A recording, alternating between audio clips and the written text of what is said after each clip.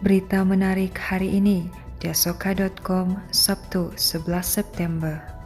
Sebanyak 38 keluarga yang terjejas dalam kejadian tanah runtuh di Kampung Kopungit di sini menerima bantuan bakul makanan yang disumbangkan Ketua Menteri Sabah Datuk Seri Haji Jinor.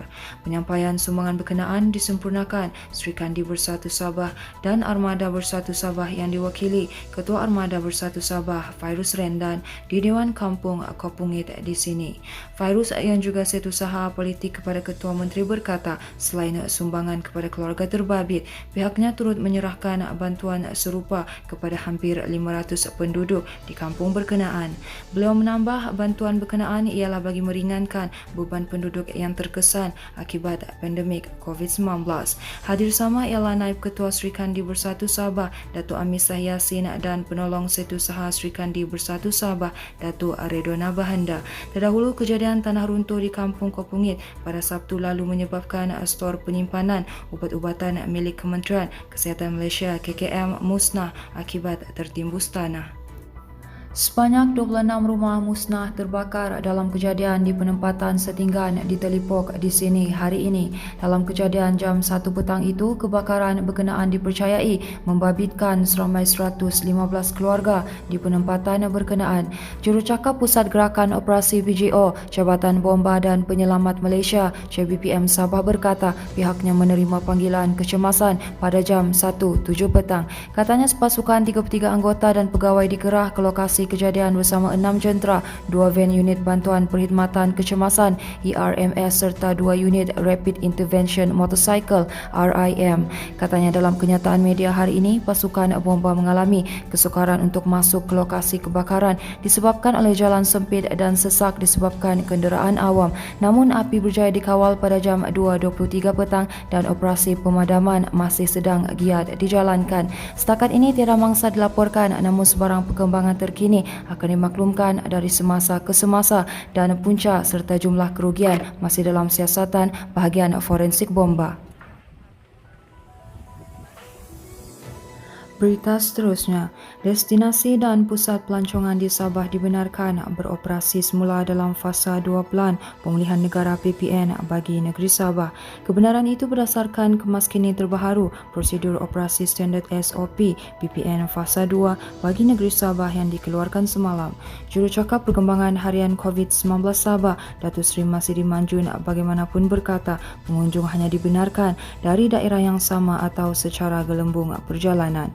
Katanya kebenaran operasi juga tertakluk kepada syarat semua yang terlibat dalam aktiviti di pusat pelancongan terbabit termasuk pengunjung sudah lengkap vaksin dan berstatus risiko rendah COVID-19.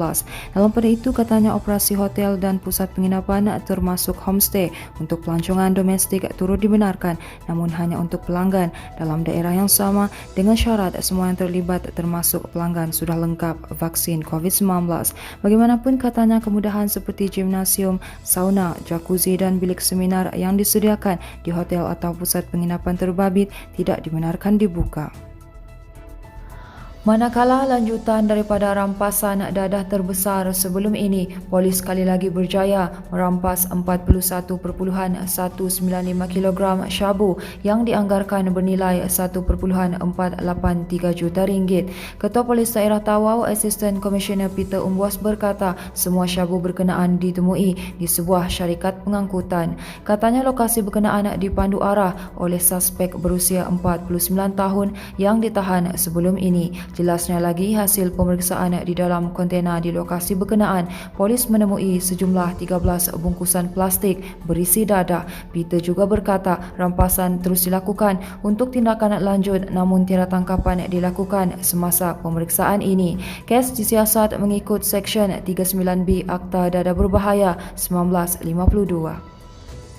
Perintah berkurung di kawasan perairan 7 daerah dalam zon Selamat Timur Sabah S-Zone yang berakhir esok dilanjutkan selama 14 hari sehingga 27 September.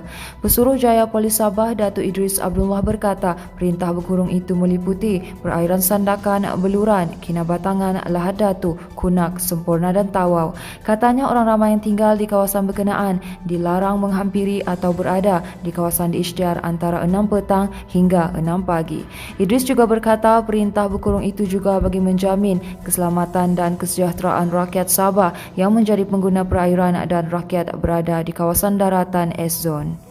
Jelasnya lagi, ia juga akan memudahkan penguatkuasaan dan pemantauan terhadap pergerakan bot serta menimbulkan rasa selamat serta yakin kepada pengusaha chalet dan nelayan dengan kehadiran pasukan keselamatan. Baiklah, ini merupakan kupasan berita terakhir dari kami, di mana seramai 21 penghuni depoh tahanan imigresen di TI Kota Kinabalu yang terbabit dalam melakukan rusuhan awal pagi semalam ditahan untuk siasatan lanjut. Semua individu yang ditahan adalah membabitkan 14 lelaki dan 7 wanita berusia lingkungan 19 hingga 51 tahun. Ketua Polis Daerah Kota Kinabalu, Asisten Komisioner Muhammad Zaidi Abdullah berkata, sebaik menerima laporan rusuhan, beliau mengarahkan semua elemen pasukan Ibu Pejabat Polis Daerah IPD Kota Kinabalu ke lokasi kejadian. Katanya ia bagi mengambil alih kawalan keselamatan di depoh imigresen berkenaan dalam tempoh masa yang singkat.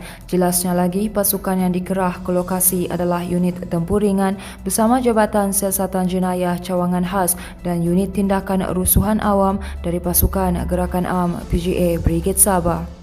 Muhammad Zaidi juga berkata semua tahanan diminta supaya bersabar sementara menunggu proses penghantaran balik ke negara masing-masing selepas pandemik COVID-19 reda. Difahamkan rusuhan itu bagi menunjukkan provokasi selain ketidakpuasan hati kerana belum dihantar pulang ke negara asal.